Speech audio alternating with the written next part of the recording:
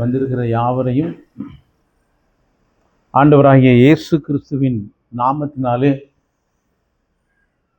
உங்களை வாழ்த்தி வரவேற்கிறேன். கர்த்தர் நல்லவர், கர்த்தர் நல்லவர்.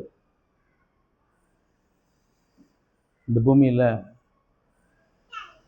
கர்த்தர் நம்மை பிறக்க பண்ணி இவ்வளோ நாளும் நம்மை பாதுகாத்து, நம்ம நினச்சி பார்த்தோமா இப்படியெல்லாம் கடவுள் நம்மளை வைப்பாருன்னு?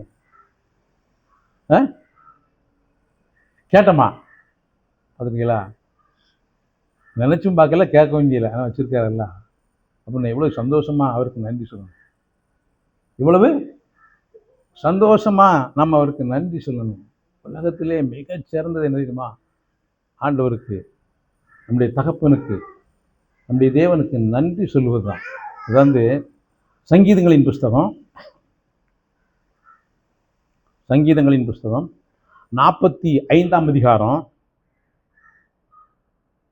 சங்கீதங்களின் புஸ்தகம் 40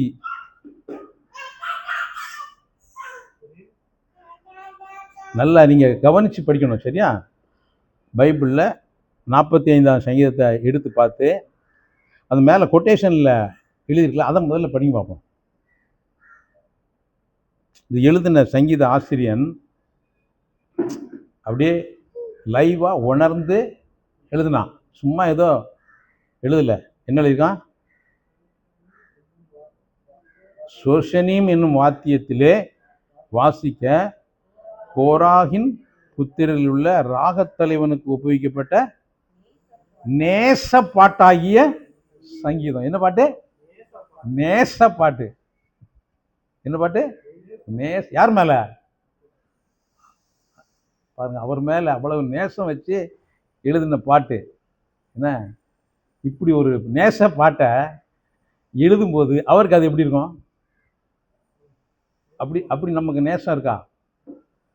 முதல் வார்த்தை படிங்க. என் இருதயம் நல்ல விசேஷத்தினால் பொங்குகிறது. கொதிக்கிறது இல்லை. இன்னைக்கு நிறைய பேர் இருதயம் என்ன செய்யுது? கொதிக்கு.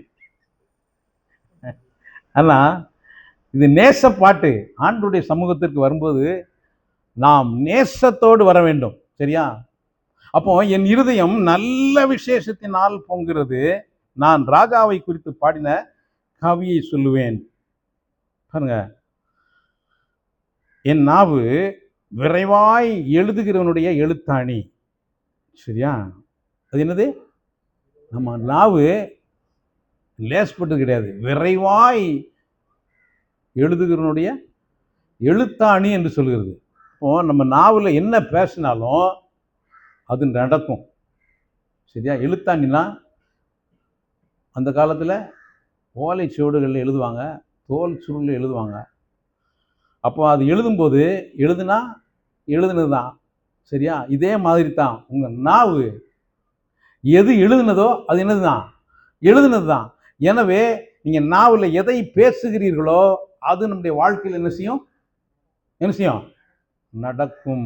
மரணமும் ஜீவனும் நாவின் அதிகாரத்தில் இருக்கும்.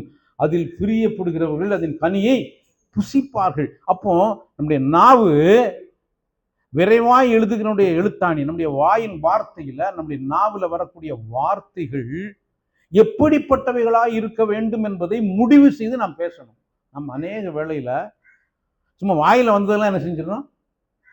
பேசிடுவோம், சரியா? வாயில வந்ததெல்லாம் பேசிடும்.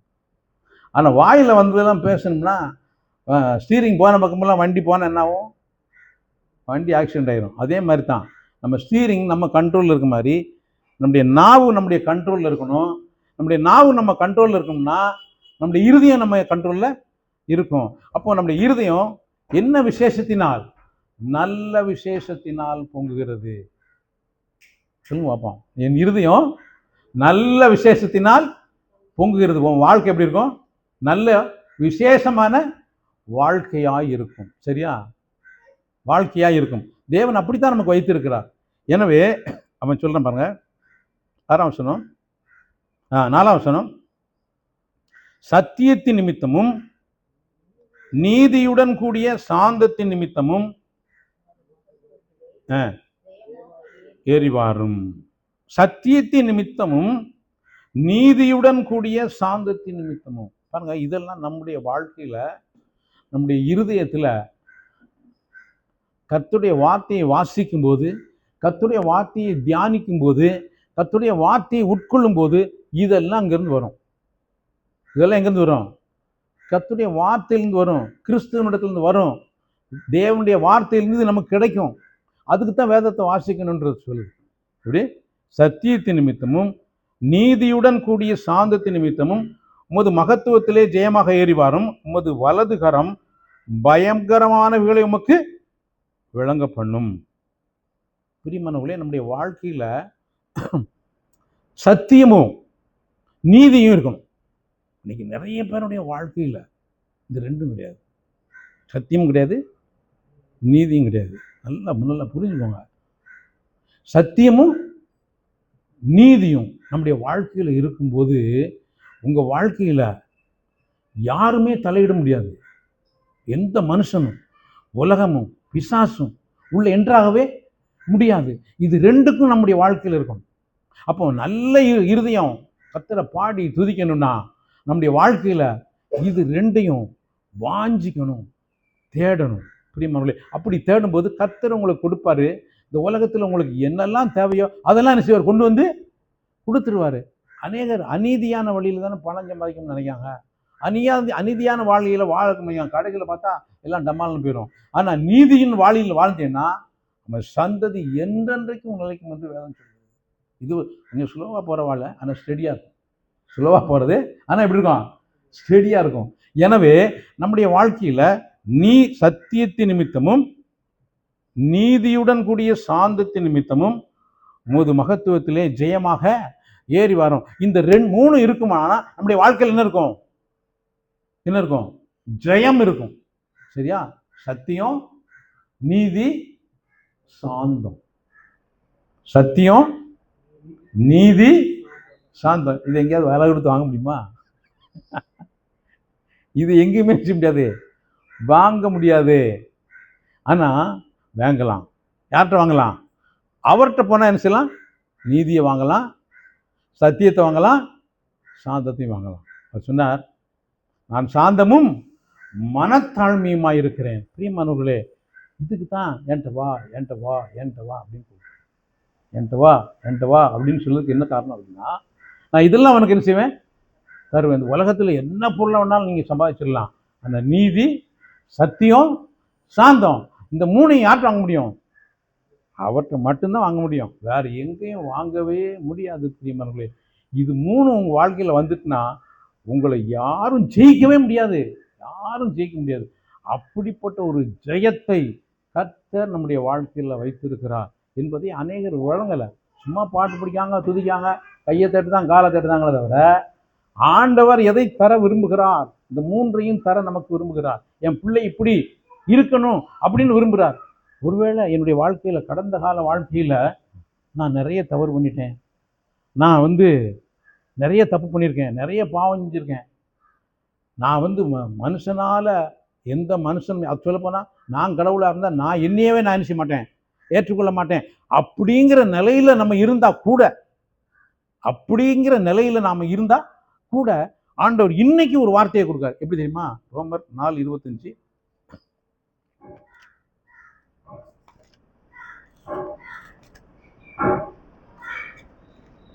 ரோமர் 4:25 படிங்க.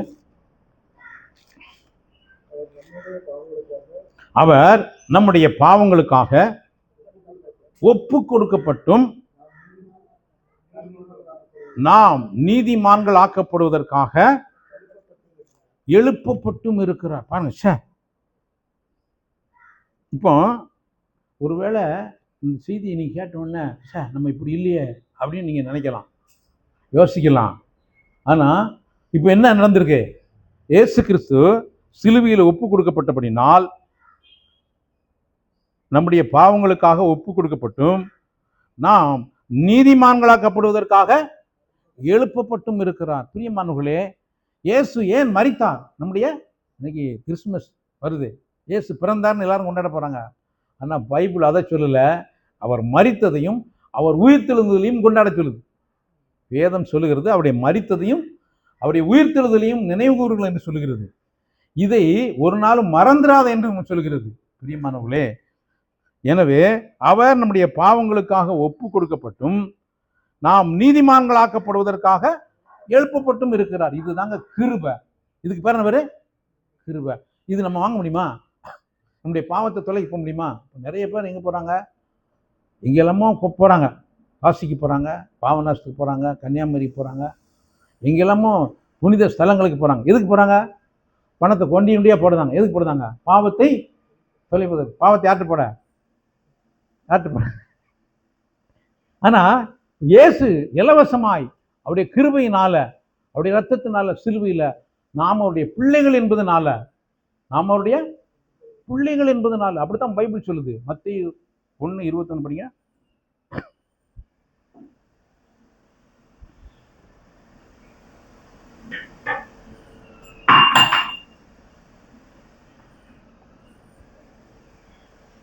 மத்தேயு 1:21. அவள் ஒரு குமாரனை பெறுவாள், அவருக்கு இயேசு என்று பெயரிடுவாயாக.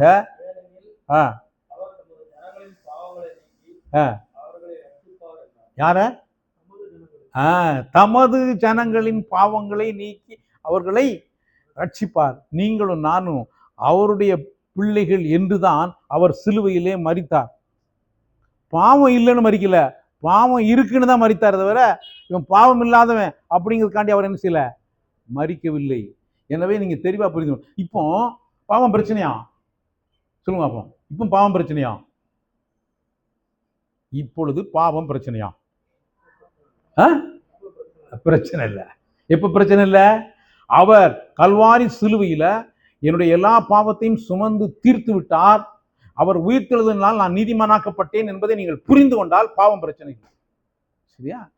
நீங்க இதை புரியாத வரைக்கும் நீங்க யார் நினைச்சிட்டு இருப்பிய? நான் ஒரு பாவி, நான் ஒரு பாவி, நான் ஒரு பாவி. நீ பாவி இல்லை என்பதே உனக்கு தெரியல. நான் முதல்ல அது சொன்ன போல நீ யாருன்னு தெரியாமலே வாழ்ந்து மடிந்து போகிறாய்.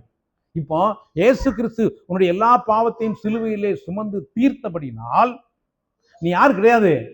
பாவியே கிடையாது. இத உன்னுடைய ஆத்துமாவுல இருதயத்தில் நீங்க புரிந்து கொள்ள வேண்டும். அப்ப நீ நீதிமான். நீ யாரு? நீதிமான். இது ஏத்துக்கிறது கொஞ்சம் கஷ்டம் இல்லையா? இது ஏத்துக்கிறது தான் கஷ்டம். அது எப்படி சார் ஆகும்? அவர் சிலுவையில நம்ம பாவம் எப்படி போவோம்? அப்போ உன் பாவத்தை நீ யாரும் போக்க முடியுமா? அது முடியாது. நீதிமான் மாற முடியுமா? முடியாது. ஆனா இது விசுவாசிக்கவும் முடியாது.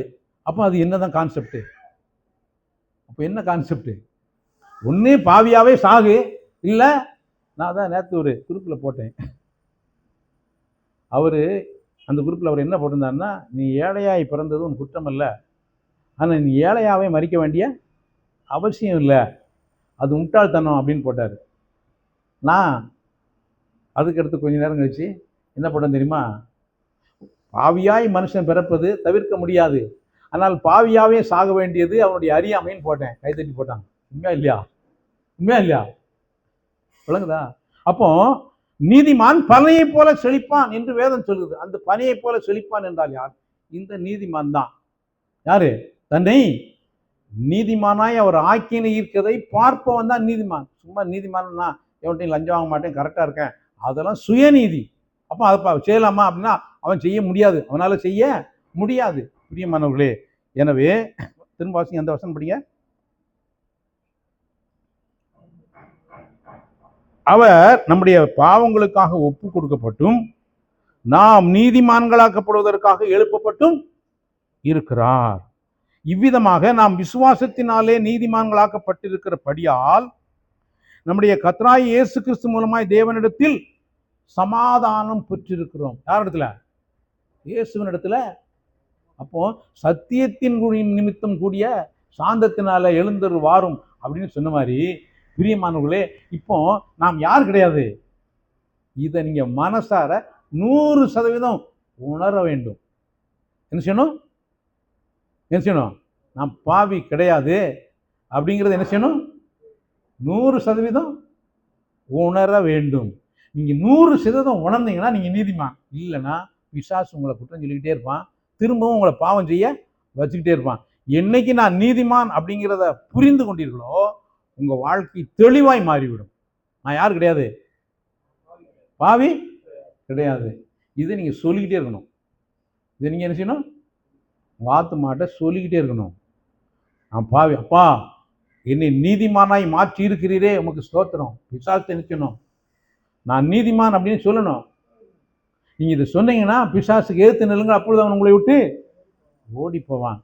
இதுதாங்க நல்ல விசேஷம். இதை விட உலகத்துல நல்ல விசேஷம் என்ன இருக்கு வச்சுது? என் இருதயம் நல்ல விசேஷத்தினால் பொங்குகிறது. இதை பொங்கி இவன் இப்படி பாடும்போது ஒவ்வொரு நாளும், ஆண்டவரே என்னை நீதிமானாக்கி இருக்கிறீரே, என்னை பரிசுத்தமாக்கி இருக்கிறீரே, உமக்கு ஸ்தோத்திரம்னு சொல்லி ஒவ்வொரு நாளும் நாள்தோறும் காலைதோறும் எழுந்து அவருடைய கிருபையை பாட பாட பாட உங்களுடைய மனம் என்ன செய்யும்? புதிதாகும். உங்கள் மனம் புதிதாகிறதுனால நீங்கள் மறுரூபமாகுங்கள். நீங்க மறுரூபமானா மனம் மறுரூபமாகாது. மனம் புதிதானா என்ன செய்யும்? அப்ப நீங்க புதிதாக்க வேண்டியது எது?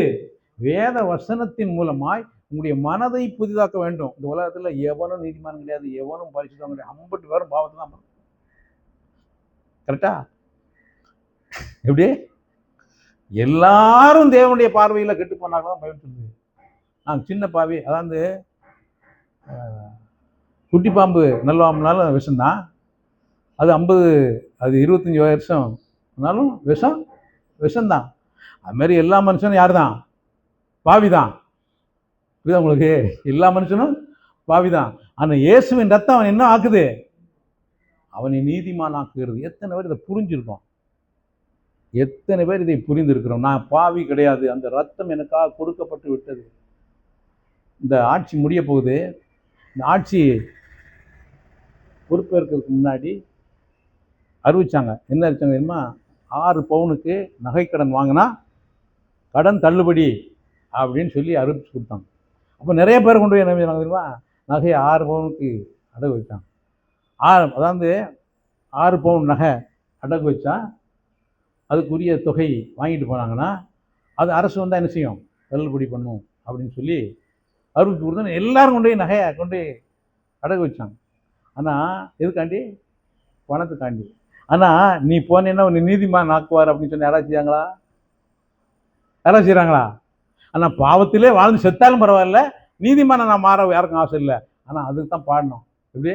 நான் பண ஆசைக்கு விலகி நிற்பேன். அப்போ பணத்தின் மீது மனுஷனுக்கு ஆசை இருக்கு, தன்னோட ஆத்மாவின் மேல் அவனுக்கு என்ன இல்லை? ஆசை இல்லை. பிரியமானவர்களே, நல்லா புரிந்துங்க. இது எல்லாரும் கேட்கவும் மாட்டாங்க. இந்த சத்தியத்தை எல்லாரும் என்ன செய்ய மாட்டாங்க? கேட்க மாட்டாங்க. இதைத்தான் சொல்லியிருக்கு. அப்போஸ்தலர் 13:48 படிங்க.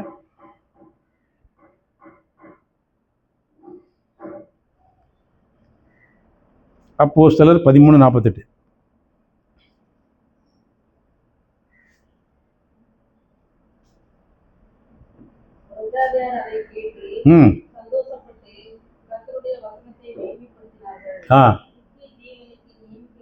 நித்திய ஜீவனுக்கு நியமிக்கப்பட்டவர்கள் எவர்களோ அவர்கள் விசுவாசித்தார்கள்.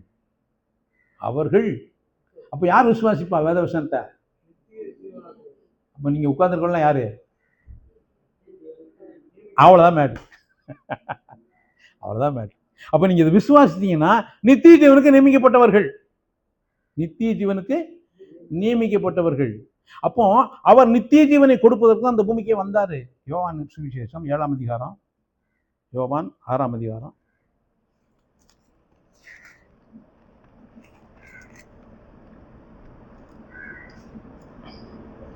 படிங்க.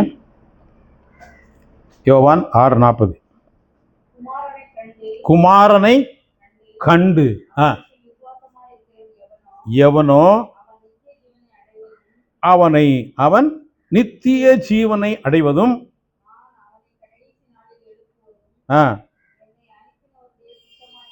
அப்போ பிதாவுடைய சித்தம். இயேசு இந்த பூமிக்கு வந்த நோக்கம் என்னென்ன? அவன் பாவம் இல்லாம கழுவி அவனை நீதிமான் ஆக்கி அவனுக்கு என்ன கொடுக்கணும்? நித்திய ஜீவன் கொடுக்கணும். இந்த நித்திய ஜீவனை உடையவன் அவன் நல்ல விசேஷத்தினால் அவரை பொங்கி என்ன செய்வான்? பாடுவான். பிரியமானவர்களே, அவன் கர்த்தரை நல்ல விசேஷத்தை இருதயம் பொங்கி என்ன செய்வான்? நான் யாரு? நித்திய ஜீவனுக்கு என்று நியமிக்கப்பட்டவன். சரியா? அவன் நித்திய ஜீவனை கொடுக்கத்தான் இயேசு இந்த பூமிக்கு வந்தார். அடுத்து 47 படிங்க.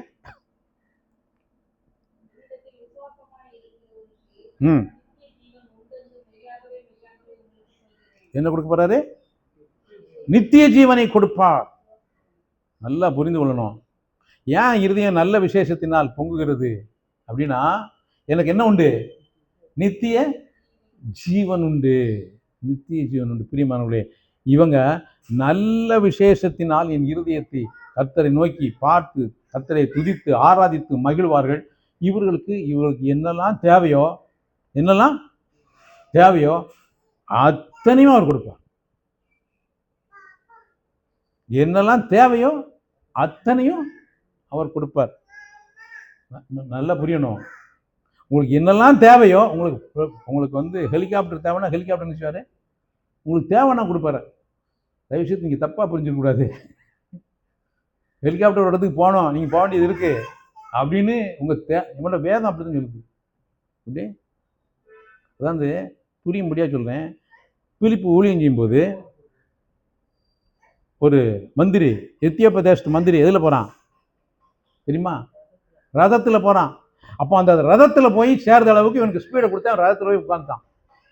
சரியா? விடானா இல்லையா? அப்போ அவனுக்கு என்ன தேவையோ அதை என்ன செஞ்சாரு? கொடுக்கிறார். இன்றைக்கும் அவர் கொடுக்கிறார். உங்க என்ன தேவையோ ஆனா நீங்க தேடுறது எதை தேடுகிறீர்கள்? நித்திய ஜீவனை தேடுகிறீர்களா? நித்திய ஜீவனை தேடுகிறீர்களா? தான் காரியம். இன்னைக்கு உலகத்துல ஜனங்கள் எனக்கு அது வேணும் இது வேணும் அப்படின்னு சொல்லி நிறைய காரியங்களை தேடுறாங்க. இப்படி மத்திய சுவிசேஷம்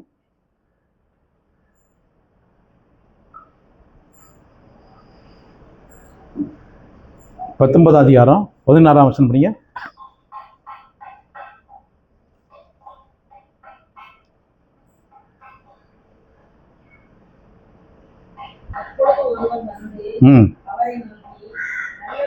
நல்ல போதகரே,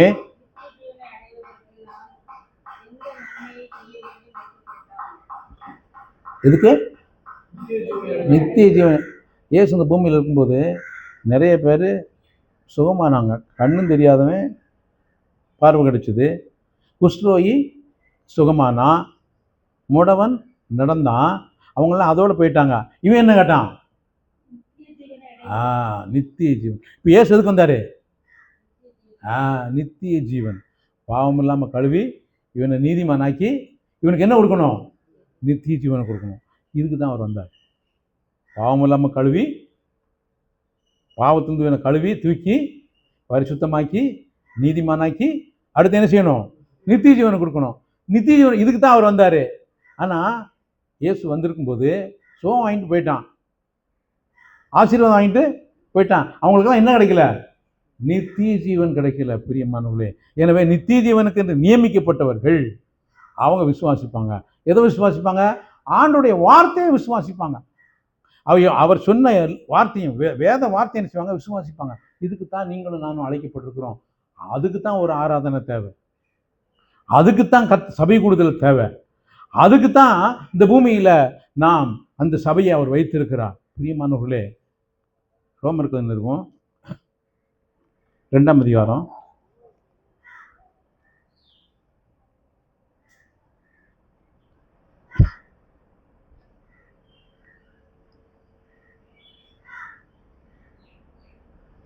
6-7 முடிங்க.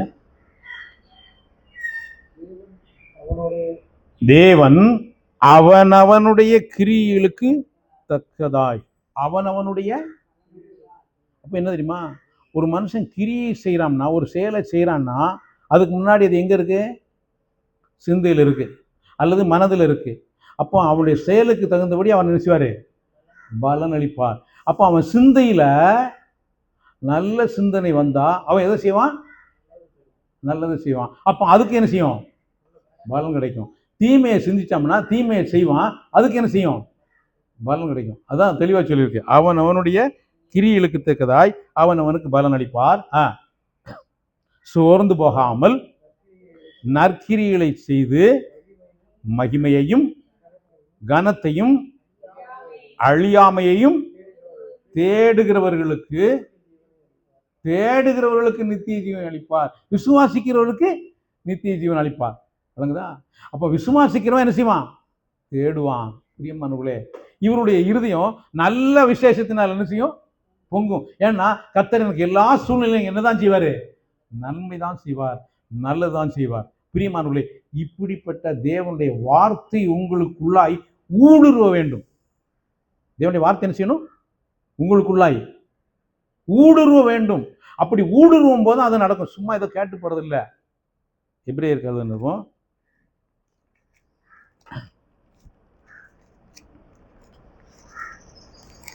எபிரேயர்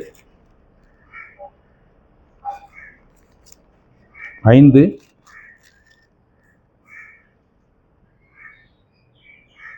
படிங்க. தேவன் எபிரேயர் 4:12 தேவனுடைய வார்த்தையானது, இப்ப நம்ம படிச்ச வாசனை என்ன இருக்கு? ஜீவன் இருக்கு, அடுத்து வல்லமை இருக்கு. அப்படி யோசிக்குமா? அப்போ வார்த்தையில் என்ன இருக்கு? ஜீவன் இருக்கு, வல்லமை இருக்கு.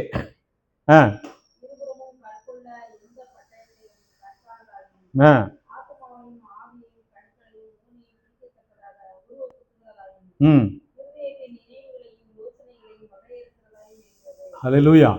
அப்போ தேவனுடைய வார்த்தை இவ்வளவு வேலை செய்கிறது, இவ்வளவு வேலை செய்கிறது. அப்போ இந்த தேவனுடைய வார்த்தை உங்களுடைய இருதயத்தில் போகும்போது, உங்களுடைய ஆத்மாவில் போகும்போது உங்களை மறுரூபமாக்குகிறது. என்னாக்குது? மறுரூபமாக்குகிறது. வேறு மனுஷனாய் உங்களை மாற்றுகிறது. நீங்க வரும்போது வார மனுஷன் வேற, இங்கேருந்து போகும்போது வேற, போற மனுஷன் வேற. உண்மையா இல்லையா? அப்படி போனா தான் அது ஆண்டோடைய சபை. சரியா? வந்த வண்ணமா போனா அது எப்படி ஆண்டோடைய சபை ஆகும்? எனவே தேவனுடைய சபைக்கு வரவன் வந்த வண்ணமா என்ன செய்ய மாட்டான்? போகவே மாட்டான். தேவனுடைய வார்த்தை அவ்வளவு அவனை உருமாற்றுகிறதா இருக்கிறது. சாதாரணமா கொல்லுப்பட்டறைக்கு போனா கூட அங்க என்ன செய்யுது? மழுங்கலை வருது, ஷார்ப் பண்ணி அனுப்புறான். அப்போ தேவனுடைய சபையிலையும் தேவனுடைய வார்த்தையும் உங்களை அப்படித்தான் செய்யும். எனவே யாரெல்லாம் விசுவாசிக்கிறார்களோ, தேவனுடைய வார்த்தையை விசுவாசிக்கிறார்களோ, அவருடைய இருதயம் நல்ல விசேஷத்தினால் என்ன செய்யும்? பொங்கும். இல்லைன்னா உங்கள் இருதயம் கொதிக்கும். எது நல்லது? ஒன்றும் கொதிக்கும், இல்லாட்ட பொங்கும். உங்கள் இருதயம் பொங்குகிறதா? ஆனால் என் இருதயம் எப்பொழுதும் பொங்குகிறது. என் இருதயம் எப்பொழுதும் நன்றியினால் பொங்குகிறது. ஏன்னா என் வாழ்க்கையில் கர்த்தர் எனக்கு செய்த எல்லாமே நன்மையாகத்தான் செய்திருக்கிறார். ஒன்று கூட தீமையாக அவர் செய்யவே இல்லை, செய்ய மாட்டார். வேதம் சொல்கிறது, கொரிந்தியர் 1 கொரிந்தியர் 2:9 படிங்க. 1 கொரிந்தியர் 2:9.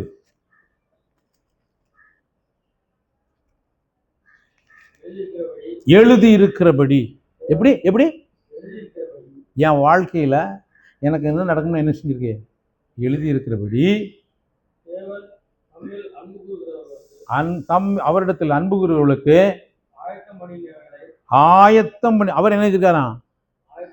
அவர் ஆயத்தம் பண்ணியிருக்கார். அவரை நீங்கள் நேசிக்கும் போது, அவரை நேசிக்கும் போது என்ன? அவரை பார்க்க முடியாது. அவருடைய வார்த்தையை நேசிக்கும் போது, அவருடைய வார்த்தையை, அந்த சங்கீதம் 45 பார்த்தோம். இது என்ன பாட்டு? நேசப்பாட்டு. அப்படி நேசப்பாட்டை வாசிக்கும் போது தம்மில் அன்புகளுக்கு ஆயத்தம் பண்ணியவர்களை கண் காணவும் இல்லை, காது கேட்கவும் இல்லை. அப்போ அப்படித்தான் யாருக்குமே தெரியாத ஆசீர்வாதத்தை, யாருமே புரிஞ்சுக்கிறாத ஆசீர்வாதத்தை அவனுக்கு அவர் கொடுப்பார். அதாங்க சீக்கிரட்டு. புரியுதா? மனுஷனால் அவன் கண்ணில் நினைச்சு பார்த்து கிடையாது, அவன் நினைச்சே பார்க்க முடியாத ஆசீர்வாதத்தை கற்றுக்க. இப்படிப்பட்ட வாக்குத்தத்தங்களை ஆண்டவர் வேதத்தில் வச்சிருக்காரு. மறைத்து வைத்திருக்கிறார் ரகசியத்தை. இதை தேடி நேசித்து வாசிக்கும் போது உங்கள் வாழ்க்கை ஆசீர்வாதமாய் மாத்திரமில்லை, உங்களை யாரெல்லாம் சந்திக்கிறாங்களோ அவங்க வாழ்க்கையும் ஆசீர்வாதமாக மாறும். அதுதான் மேட்ரு. உங்கள் வாழ்க்கை மாத்திரம் இல்லை, உங்களை டச் பண்ணுறவங்க வாழ்க்கை என்னவா மாறும்? ஆசீர்வாதமாய் மாறும். அதுக்கு தான் கர்த்தர் நம்ம அழைத்திருக்கிறார். பேதுரு யாரெல்லாம் தொட்டானோ அவன் நிழல் போட்டு நினைஞ்சாங்க. உங்கள் ஒரு வார்த்தை போதும், உங்கள் வார்த்தையில் அவன் எந்திரிச்சிருவான். உங்கள் வார்த்தையில் தூக்கி எந்திரிச்சு நடந்து போயிடுவான். படுத்து கிடக்கவன் எந்திரிச்சு, இவ்வளோ நாள் இப்படி இருந்தவன் அப்படின்னு நீங்கள் 4 வார்த்தை பேசினா போதும், அவனுடைய மனதே மாறிடும். அப்படிப்பட்ட ஆசீர்வாதத்தை வைத்திருக்கிறார். ரோமர் 8:28 படிங்க. ரோமர் 8:28.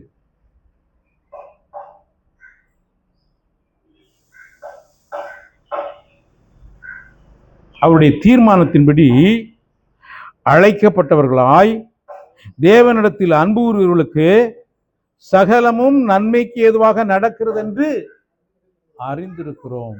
பிரியமானவர்களே, அங்க பார்த்தோம் யாருக்குமே தெரியாது, ஆனா இது நாங்க என்ன செஞ்சிருக்கோம்? அறிஞ்சிருக்கிறோம். அவருடைய அன்பு கூறுகிறவர்கள் சொல்லுவாங்க, எங்களுக்கு எல்லாமே நன்மைக்கு ஏதுவாக.